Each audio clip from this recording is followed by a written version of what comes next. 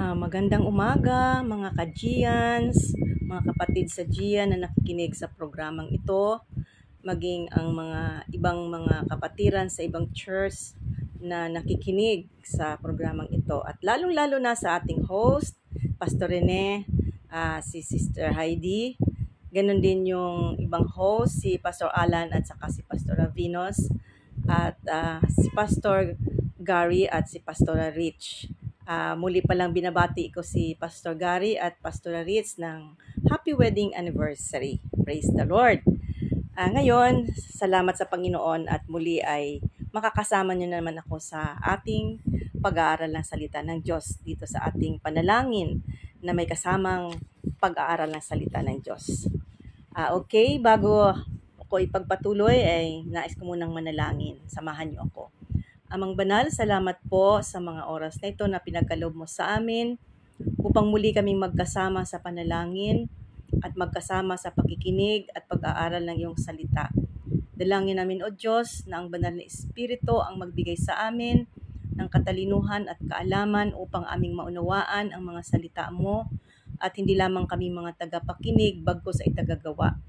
Lord, ang mga salita mo po, Panginoon, alam na naming lahat. Marami na kaming nabasa, marami na kaming napag-aralan.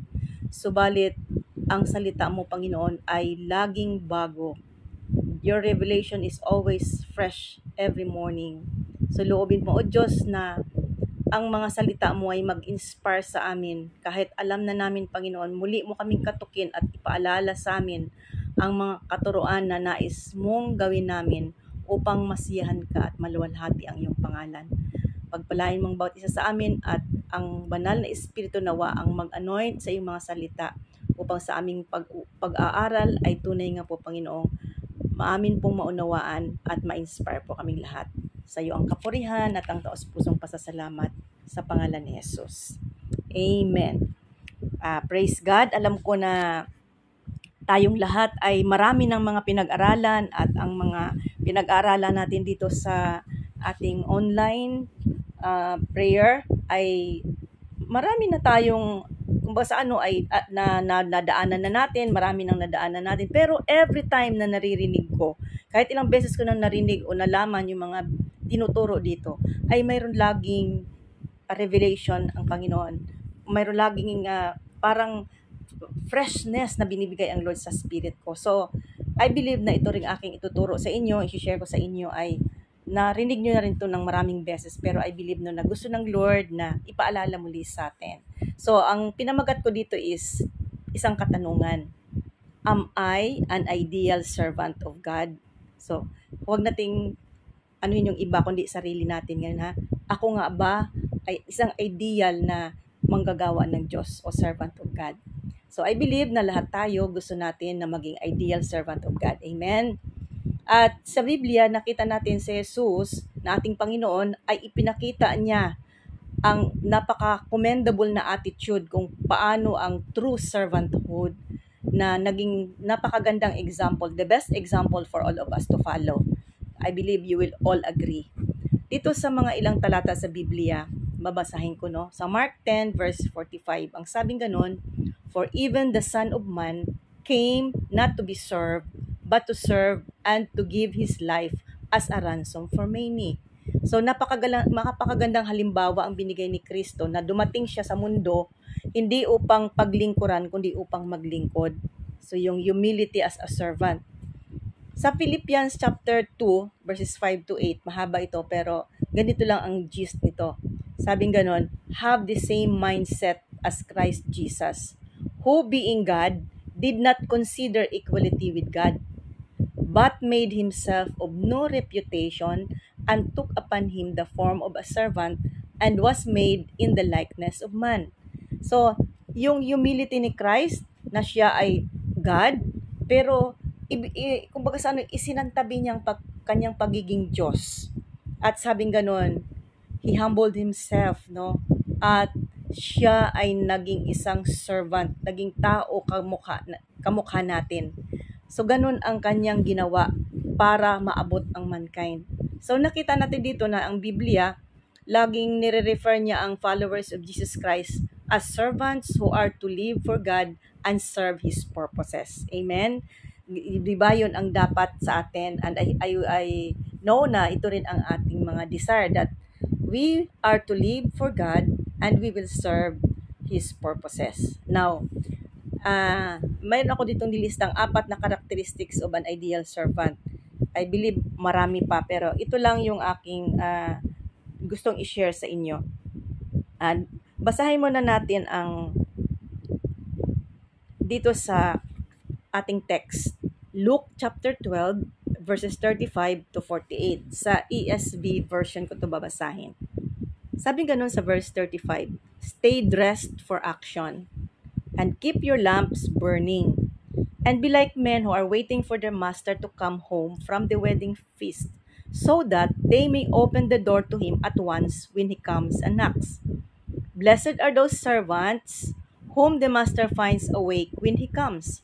Truly, I say to you, he will dress himself for service and have them recline at table, and he will come and serve them. If he comes in the second watch or in the third and finds them awake, blessed are those servants. But know this, that if the master of the house had known at what hour the thief was coming, he would not have left his house to be broken into. You also must be ready, for the Son of Man is coming at an hour you do not expect." Verse 41. Peter said, "Lord, are you telling this parable for us or for all?" And the Lord said, "Who then is the faithful and wise manager, whom his master will set over his household to give them their portion of food at the proper time? Blessed is that servant whom his master will find so doing when he comes. Truly I say to you, he will set him over all his possessions. But if that servant says to himself, 'My master is delayed in coming,' and begins to beat the male and female servants, and to eat and drink and get drunk, the master of that servant will come on a day when he does not expect him, and at an hour he does not know, and will cut him in pieces and put him with the unfaithful. And that servant who knew his master's will, but did not get ready or act according to his will receive severe beating." Verse 48. "But the one who did not know and did what deserved a beating will receive a light beating. Everyone to whom much was given, of him much will be required, and from him to whom they entrusted much, they will demand the more." Praise God for the reading of His Word. So, napakalinaw naman sa ating binasa dito, no, na maging ready ang servant pagdating ng kanyang master. So, ano yung mga importante natin dito nga makikita na dapat na maging karakteristik ng isang servant? Ang isang ideal servant must serve consistently, not haphazardly. Kasi sabi doon sa verse 35, "Stay dressed for action and keep your lamps burning." Na hindi tayo tatamad-tamad, na hindi tayo wala sa attention, wala sa sarili ang ginagawa. Consistently and not haphazardly yung ating paglilingkod sa Panginoon. Lagi tayong alert. Kasi pinapakita dito yung servant na naghihintay sa kanyang master, para pagdating ng master niya ay ready siya na buksan agad ang pinto. Sa verse 36, "Keep waiting for their master to come and open the door at once." So, yung commitment nila ay hindi nagiging kumbaga sa ay hindi nawi-weekend. Pagka ang problema, pag nagkaroon ng problema o naging convenient, hindi convenient yung oras, naging uncomfortable or mahirap, ay nandoon pa rin yung paghihintay. Kasi yung sinasabi doon sa verse 38 na second watch and third watch, ang second watch is from 9 p.m. sa gabi hanggang 12 midnight. So, nakakaantok yung mga oras na yon. Lalo na yung third watch, 12 midnight hanggang 3 ng madaling araw. So, kapag ang isang servant dito, he must be serving God, his master consistently and not haphazardly, na kahit inconvenient yung kanyang gawain o yung kanyang toka, ay hindi siya mawawala. Tuloy-tuloy pa rin siya kasi ito yung mga oras na ito daw yung ideal time sa common practice of the Jews returning home from a wedding feast. Ganun talaga ang kaugalian ng mga Hudyo. So, ang faithful and godly servant, he demonstrates willingness to do the master's will. Yun bang ginagawa ang kanyang gawain ng honestly, masigasig. May nagmamasid man o may nakakita man o wala, matapat na naglilingkod sa Diyos. Hindi yon na parang yoyo. Hindi yung Kristiyanong parang yoyo na tataas, bababa, o kaya ay palitaw, nalulubog, lilitaw. Kailangan ay masigasig tayo. Maging faithful tayo sa ating ginagawa. Kung anong pinapagawa ng Lord. Ano ba ang pagkatawag sa atin ng Diyos? So kahit ano man yan man ba ay pastor ka, worship leader ka ba, prayer warrior ka ba, o tagalinis ka lang ng upuan sa church, whatever it is, wala yan sa pagandahan ng trabaho, kundi ang nakikita ng Panginoon, ang hinahanap ng Panginoon, the faithfulness in our heart. So kung lalo na sa mga prayer warriors, pag 'di ba meron tayong lighthouse prayer, ano yan, yung whole day 24 hours prayer cells, no, prayer houses. Ay kung matoka ka doon sa 12 to 3 dawn, nagpipray pa rin ba tayo? Or wala na sa loob natin kasi antok na tayo. So, ang isang ideal servant ay talagang consistent tayo. Hindi tayo yung ningas kugon lang, kundi nagpapatuloy. Naalala ko yung nung araw kasi yung sinasabi dito na pag dumating ang master, kailangan ay gising ang servant para mabuksan na kaagad ang pinto pagkatok. Naalala ko kasi nung araw, magkakasama kami magkakapatid pa, nakatira kami doon sa Sampaloc. O lumabas kami, tapos umuwi siguro hindi pa na masyadong gabing-gabi, mga wala pang 9 siguro yon. Ay, yung isang sister ko lang ang naiwan sa bahay. Alam nyo, katok kami ng katok sa pinto. Hindi ba naman siya nagising? Natulog pala. Siguro mga almost 30 minutes kaming nagkakatok. Diyos ko, yung mga kapitbahay nagtinginan na. Hindi pa rin siya magising-gisang. Tagal. Alam mo yung feeling na galit ako. Yung feeling na ang tagal-tagal, pagod ka dahil galing ka sa trabaho, nagpunta pa ako ng fellowship, kung ano-ano, ang dami pa namin ginawa kasi kaya ako na late na uwi kasi may prayer meeting yan kami noon sa fellowship sa GIA.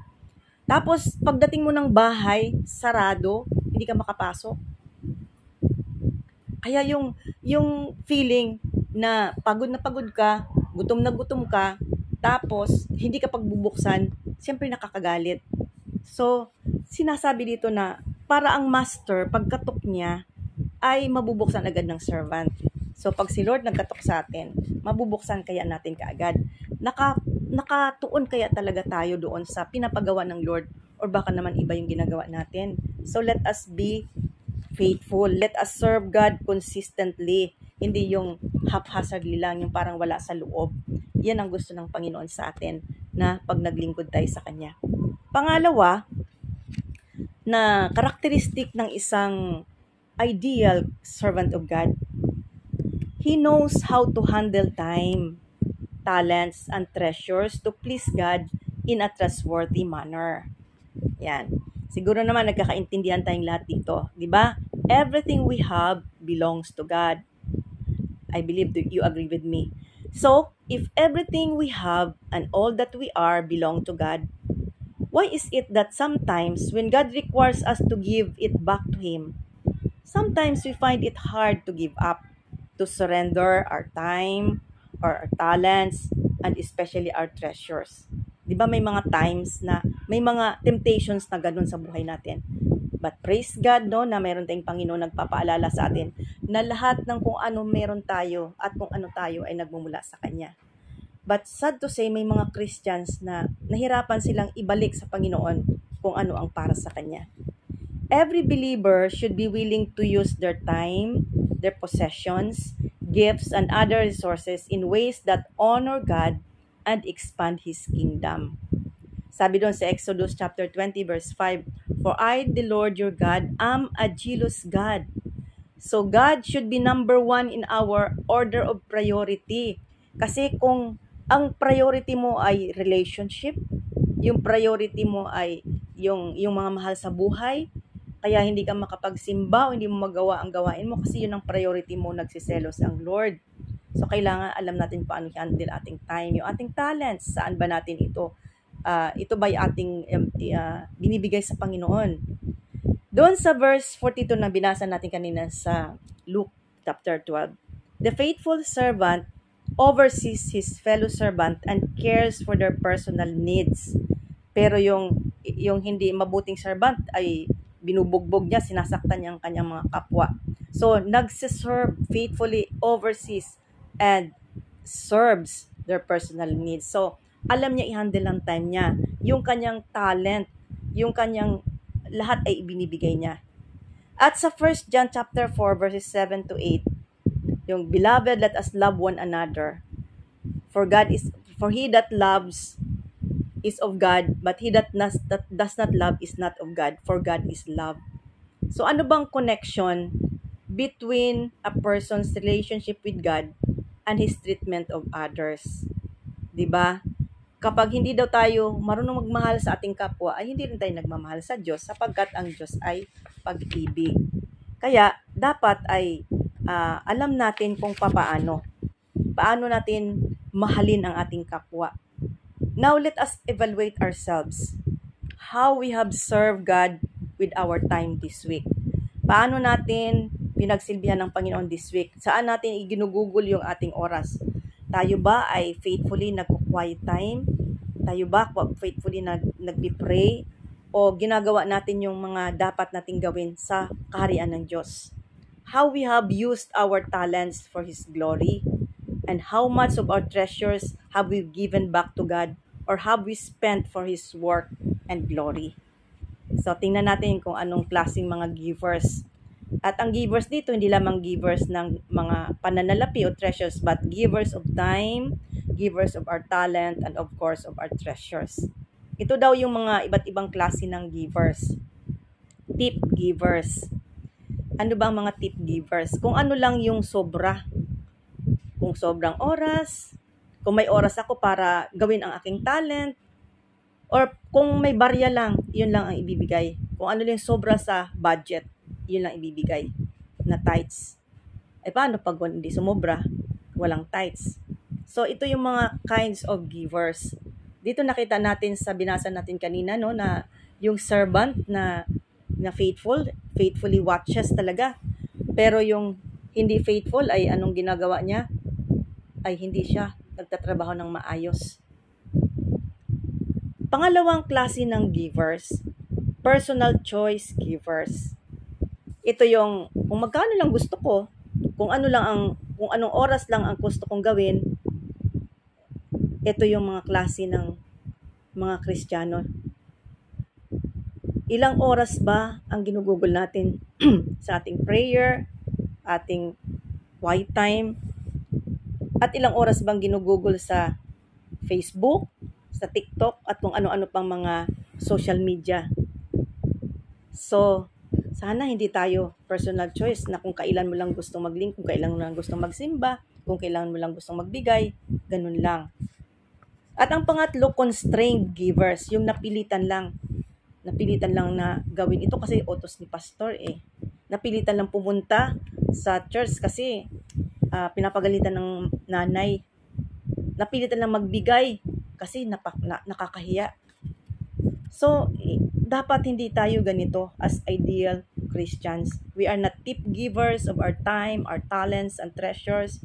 We're not personal choice givers. We're not constrained givers. But we must be generous and cheerful givers. Generous and cheerful givers of our time, of our talent, and of our treasure. Na masaya tayong ginagawa, yung ating ginagawa.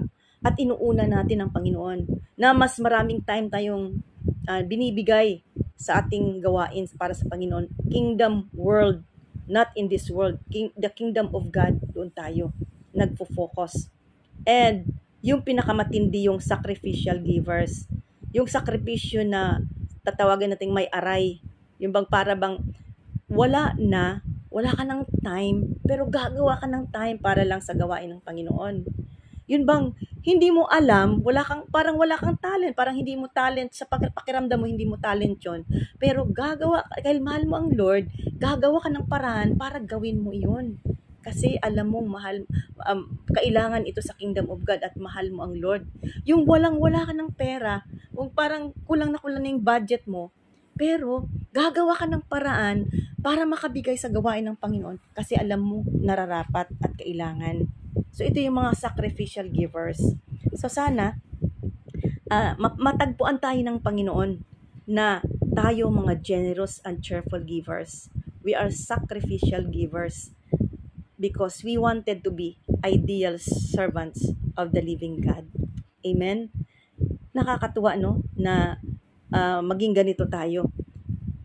Hindi tayo napipilitan at hindi tayo yung kung ano lang sobra at kung ano lang gusto natin, kundi ang kalooban ng Diyos ang ating ginagawa. So, yon. Pangatlo, an ideal servant of God does not live in a worldly or fleshly manner. Hindi nabubuhay sa kamunduhan, sa fleshly manner o sa mundo. Kasi 'di ba sabi ng Panginoon, ang nagmamahal sa mundo ay kaaway ng Diyos, 'di ba? Sa 1 John chapter 2. So ang nagmamahal sa mundo ay kaaway ng Diyos. So hindi natin dapat mahalin ang mundo. Ang sabi dito sa 1 Timothy chapter 6 verse 17, because God wants His children to enjoy life and His blessings. As for the rich in this present age, charge them not to be haughty, nor to set their hopes on the uncertainty of riches. So, 'di ba mayaman tayo? Yan kahapon ang pinag-usapan sa church. Mayaman tayo. Sinong mayaman? Oh, mayaman tayo. Amen. Let us proclaim that we are rich in Christ. So, sabi ganun, huwag daw tayong maging huwag daw tayong iasa natin sa mundo ang ating buhay sa mga riches in this world, but to whom on God who richly provides us with everything to enjoy. Alam ko minsan namimislok natin ito kasi nakafocus lang tayo doon sa the rich na sabihan natin huwag sila maging haughty at huwag nilang i-focus yung kanilang hope doon sa mga riches. Pero ay sinabi dito, but on God, ano ang ginagawa ng Diyos? He richly provides us with everything to enjoy. So gusto pala ng Panginoon talaga tayong pagyamanin para ma-enjoy natin ang lahat ng bagay. So hindi tayo mag-i-enjoy ng mga makamundong bagay, kundi sa Panginoon tayo kumuha ng pleasure. Any pleasure or happiness we seek must be one that pleases God and honors Him. Hindi yung sumasabay tayo sa mundo. Dapat kasi, 'di ba, sabi doon sa 2 Corinthians 5:17, if any man be in Christ, he is a new creation. So bago na, dati kasi yung ating mga kasiyahan sa mundo. Gumagastos pa tayo para sumaya. Kailangan pumunta pa tayo magbayad sa sine para masaya. Kailangan yung iba pumunta ng diskuhan para sumaya. Pero once na mula nung tinanggap natin si Jesus Christ as Lord and Savior, nabago na tayo. Hindi na yun ang ating kasiyahan, hindi na yung mga makamundo. Yung mga kasiyahan na natin ay nagpipraise and worship na tayo, naglilingkod natin sa Panginoon. So be it, huwag na nating balikan yung matempt tayo uli doon sa mga makamundong bagay. Sabi sa Galatians 5:16 and 17, walk in the Spirit and you will not gratify the desires of the flesh. For the desires of the flesh are against the Spirit, and the desires of the Spirit are against the flesh.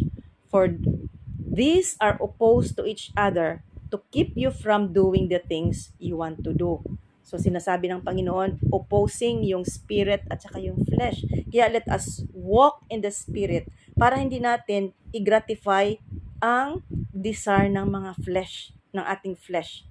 So, hindi tayo dapat nabubuhay sa worldly things and sa fleshly manner. Sa Galatians 6 verse 8, for the one who sows to his own flesh will reap corruption. So, napakaliwanag dito na kung makamundo pa ang ating ginagawa o yung mga dinidesire natin, we will reap corruption, kabulukan. The Bible should be our moral standard for living. So let's watch out our language. Ano ba yung lumalabas sa ating bibig? Baka naman may mga expression pa dyan na hindi nakaka-glorify sa Lord. Sana wala na yan. Our lifestyle. Ano ba ang ating lifestyle? Naalala ko tong language. May nabasa kasi ako doon na alam ko nabasa nyo rin ito. May isang pastor daw na gumagawa ng fence. Tapos may isang bata daw na nanonood sa kanya. Ay nagtataka tong pastor, ba't ang tagal-tagal ng bata hindi pa umaalis? Sabi niya ng bandang huli, natutuwa ka ba na humahanga ka ba sa akin sa paggawa ako ng fence at kanina ka pa dyan, tingin ka ng tingin? Sabi ng bata, hindi pastor, kaya ko kayo tinitingnan. Gusto ko lang marinig kung anong sasabihin nyo pag napukpok ng ang kamay nyo ng inyong martilyo. So pag nasaktan ba tayo, anong lumalabas sa bibig natin? Pag nakukonstrain tayo, pag nagagalit tayo, anong lumalabas sa bibig natin? Yun ba ang nakaka-glorify sa Lord, di ba? Our lifestyle, the way we dress. Alam nyo, sana huwag namang masaktan ang iba pag medyo ibabanggitin ko to kasi ilagay naman sa lugar at okasyon ang mga susuot nating mga Kristiyano, na lalo na yung mga kabataan, no? Yung minsan nag-grib ang heart ko, nakakakita ko ng mga Christians na nagsusuot pa rin sila ng mga sobrang iksi. O kaya yung hapit na okay sana kung naka-tights pero mahaba ang blouse. Ay naka-tights pero maiksi ang blouse, ang pangit tingnan.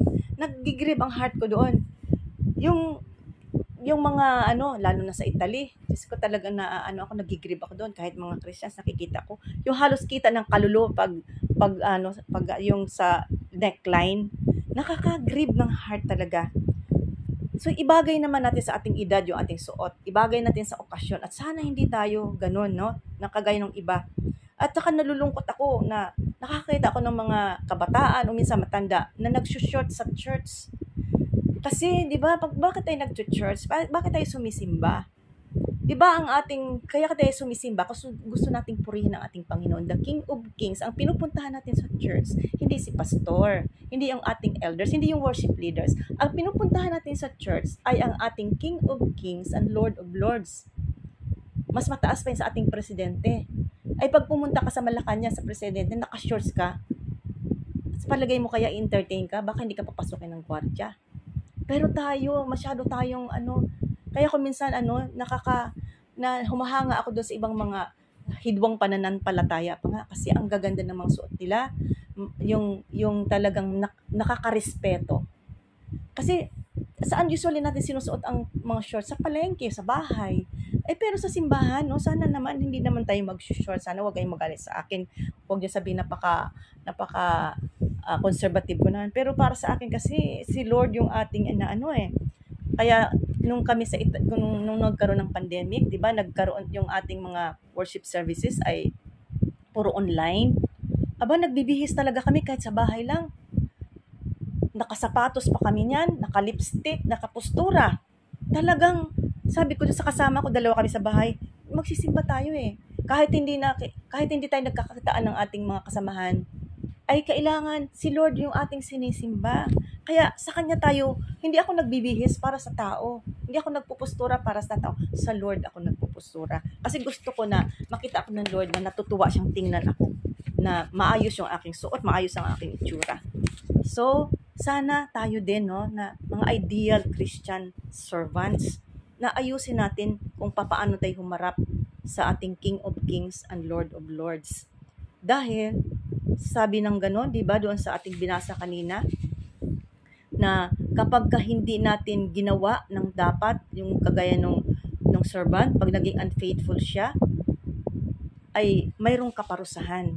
So sana tayo ay maging yung faithful talaga tayo naglilingkod sa Panginoon at ibibigay natin yung bang kapag nagsalita tayo, kapag kumilos tayo, pag nagdamit tayo, pag lumakad tayo, anong gawin natin? Let's do all for the glory of God. Yaging isipin, Lord, natutuwa ka ba sa sabihin ko? Lord, naluluwalhati ka ba sa mga damit kong isusuot? Sa paggalaw ko po, Lord, natutuwa ka ba? Yan ang gusto ng Panginoon. Na i-please natin siya, hindi yung ating sarili. Hindi kung anong gusto nating isuot, kung gusto nating sabihin, kundi kung ano ang gusto ng Panginoon. And lastly, as an ideal servant of God, practices agape love. Yan, agape love. Ano ba yung agape love? The love of God.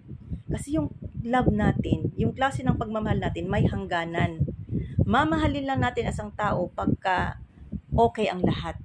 Pero pagdating dyan sa mga kagalitan, sa hindi pagkakaunawaan, minsan yung ating love ay hindi na umaandar. So, we need an agape kind of love, the love of God. At ito ay napakalinaw sa 1 Corinthians chapter 13, di ba?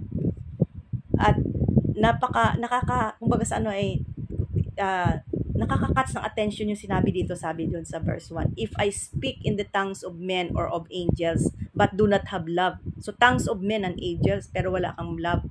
I am only a resounding gong or a clanging cymbal. So, hindi pala, parang maingay ka lang, wala kang kwenta pagka wala kang pagmamahal. Or if you have gift of prophecy, mysteries of all knowledge, faith that can move mountains. So, talagang matitindi. But do not have love, I am nothing. So, walang kwenta pala. Kahit ang dami nating alam, nagpo-prophesy tayo, nakakagawa tayong signs and wonders and miracles, kung wala naman tayong pag-ibig, ay nothing. If I give all I possess to the poor and give over our body to hardships that I may boast but do not have love, I gain nothing. So wala talaga. Because love is patient, kind, it does not envy, it does not boast, it is not proud, it does not dishonor others, it is not self-seeking, it is not easily angered, it keeps no record of wrongs, it does not delight in evil, but rejoices with the truth. It always protects, always trusts, always hopes, always perseveres. Amen? So, practices agape love always. Hindi yung kung kailan lang. So, sabi doon sa Ephesians chapter 4 verses 2 and 3, be always humble, gentle, and patient. Show your love by being tolerant with one another. So, alam nyo, na-check yung puso ko dito eh. Ewan ko kung nararanasan nyo, na may mga tao kayong namimit na mabigat ang loob nyo. Yung wala kang pasensya, napakinggan siya, lalo na parang feeling mo something is wrong with this person. Parang hindi siya ganun ka-normal ang pag-iisip niya. Kaya, yung bang gusto mo tahimik, siya salita ng salita. Naranasan ko to, na nakasakay ko to sa bus. On the way mo nagmamadali ako pa naman. Kausap ng kausap, ay, siyempre kung nagmamadali ka, parang hindi mo masyadong naririnig yung sinasabi niya. Sinasagot ko naman politely, pero deep within me, naiinis ako. Tapos, nung masakay na kami ng sasakyan, salita pa rin siya ng salita, kausap pa rin siya ng kausap, ay ako ay gusto ko itahimik. Kasi parang yung mga sinasabi niya, parang mga nonsense naman. Parang hindi interesting, parang walang saysay, at tapos maingay pa yung bus. Naiinis ako sa loob. Alam nyo, sabi ko, ang very bad naman. Bila ako nakarealize, sabi ko, Lord, sorry, ang bad ko naman, ba't ganito ang feelings ko sa sister na ito? Dapat unawain ko siya kasi, medyo hindi siya ganun ka-normal kagaya ng iba. Dapat hindi ako ganito kasi although hindi ko siya sinupladahan, sinasagot ko siya kung ano yung tinatanong niya, pero deep within my heart, I know kung anong nararamdaman ko. Kaya kinundik ako ng Panginoon at nagsorry ako sa Lord. Doon sabi ko, I should be patient with this sister. Mahal mo to, Panginoon. Sabi ko, kapatid ko to, pero bakit ko ginaganito? Bakit ako naiinis? So, ang Panginoon talaga napakabuti. Chine-check na tayo. Gusto ko maging ideal servant, pero at times, nawawala rin yung pasensya ko, yung pagmamahal ko. But praise God, agad-agad na check ni Lord. Kaya nagrepent ako at nakakatuwa, nung pag-repent na ako, hindi na ako naiinis sa kanya. At hindi na ako nabobore doon sa mga kinukwento niya. Ganun pala, no? Talagang si Lord, He is yung siya nag-a-arrange ng puso natin para kung out of tune man, matutono ka agad. Sabi doon sa John 13 verse 34, a new commandment I give unto you, that you love one another as I have loved you. oh, paano ba tayo minahal ng Lord? Tapos mga ganong sitwasyon, hindi ko maipakita yung pagmamahal ko, but praise God. Sabi doon sa Leviticus 19 verse 18, do not seek revenge or bear a grudge against anyone among your people, but love your neighbor as yourself. I am the Lord. So kung may mga di pagkakaunawaan, nag-iisip pa tayo ng revenge, dapat hindi na rin So praise the Lord for that. 1 John 3:18, dear children, let us not love with words or speech, but with actions and in truth.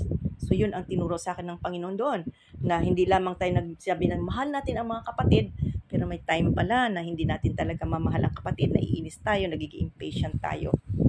1 Peter 3:8 and 9, finally, all of you, be like-minded, be sympathetic, love one another, be compassionate and humble. Do not repay evil with evil or insult with insult. On the contrary, repay evil with blessings, because to this you were called so that you may inherit a blessing. Ayan, we will inherit a blessing pala kapag sinunod natin ang salita ng Diyos. Talagang natutuwa ako sa Panginoon kasi talagang napakabuti niya. Kapag ka medyo na-out of tune ang puso ko o medyo nagkakaroon ako ng mga hindi kagandahang mga experience, binibigyan niya kaagad ako ng grace and mercy, kakayahan para magawa ko ang dapat, para ma-express ko yung pag-ibig ng Panginoon. Ewan ko lang kung naranasan nyo na may binati kayong sister, pero tiningnan ka lang niya mula ulo hanggang paa, tapos inismiran, sabay talikod.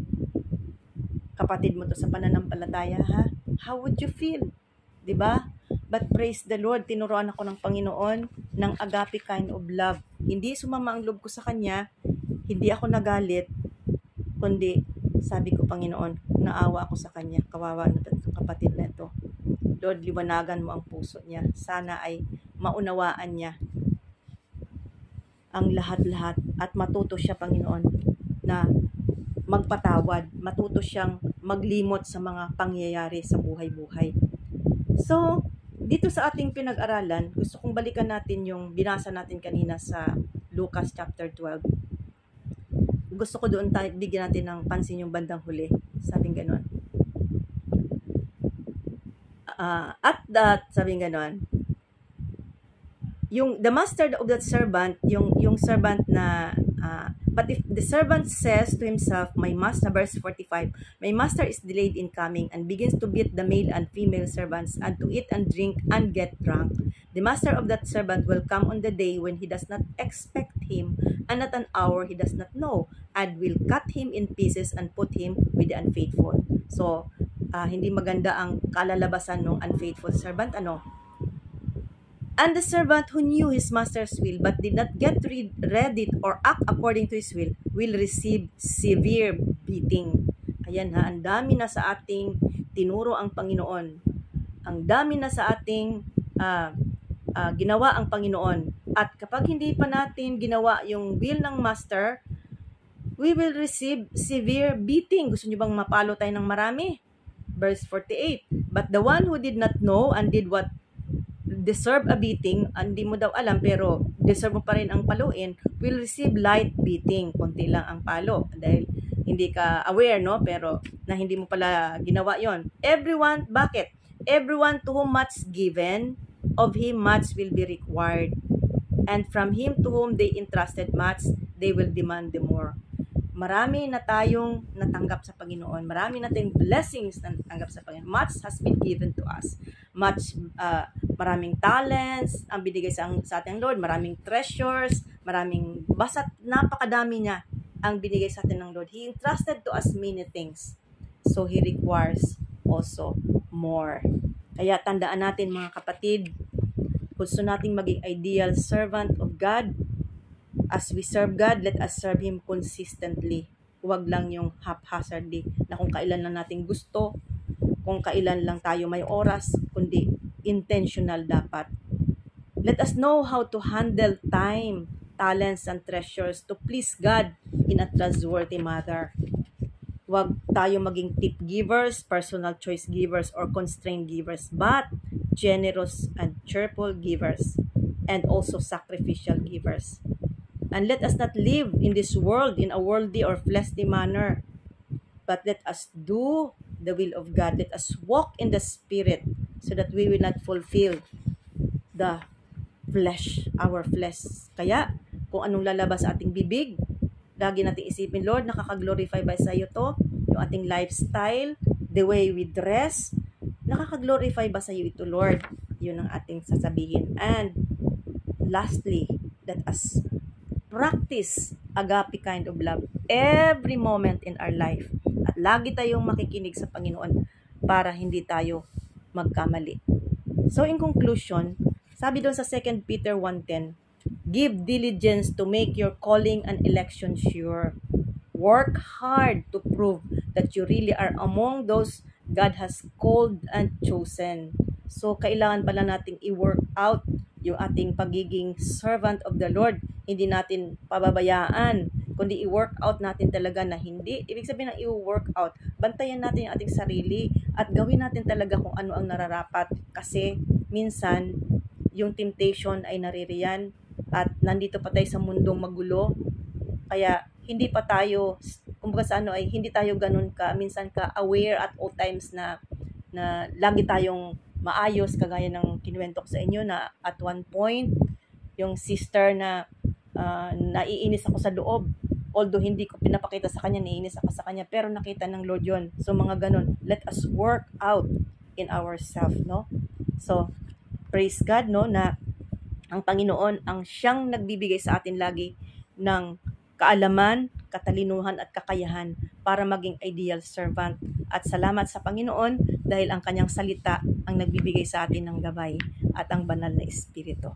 Praise God! Salamat sa Panginoon at magandang umaga sa inyong lahat. Tayo'y manalangin. Amang banal, marami pong salamat sa iyong mga salita na aming pinag-aralan.